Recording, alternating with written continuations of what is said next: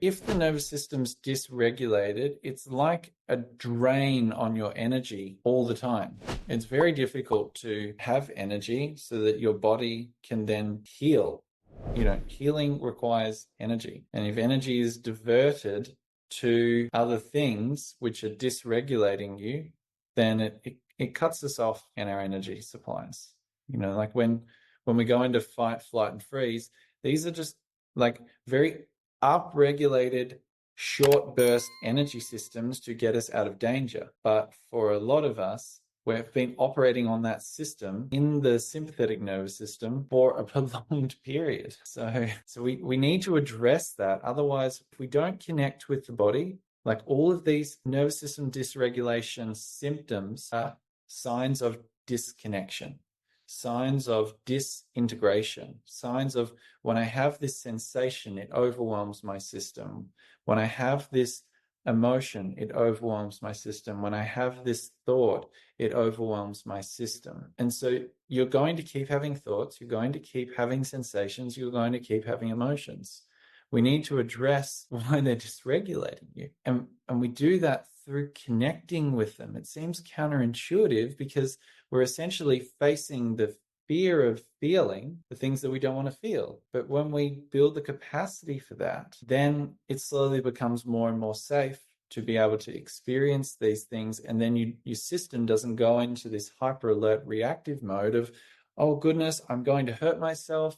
My body's broken. I'm never going to get better. And it's just going to suck forever. Like, it doesn't matter who you are. If you think that way, and a lot of people think that way, I know I work with people like that all the time, and we work through these things.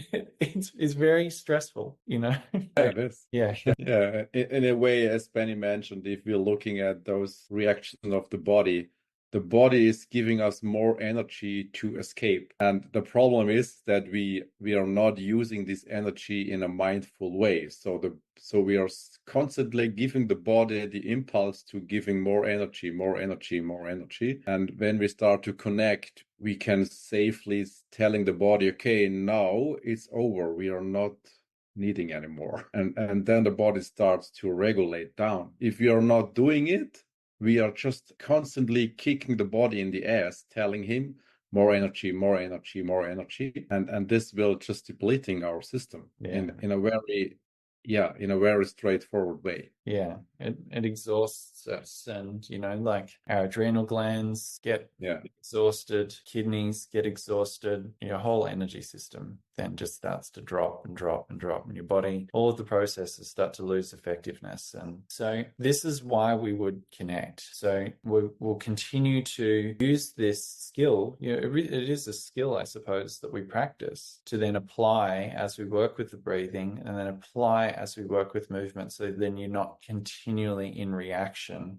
to your body. Yeah. So then breathing, this is important. So there's a saying that I often say to people when they're like, well, why do I need to focus on breathing? I can already breathe.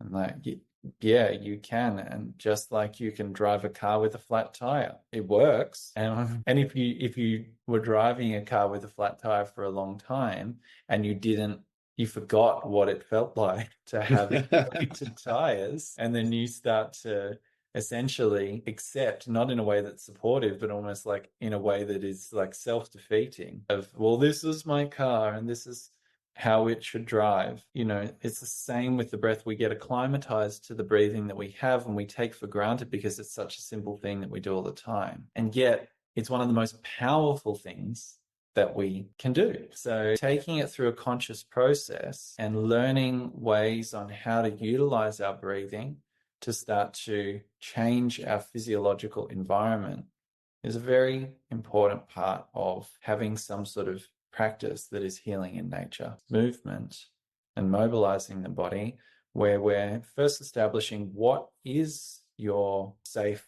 space of movement. Often we might have associated exercise habits, particularly people that have arthritis, particularly the ones that I've worked with, often had a very physical life prior to that.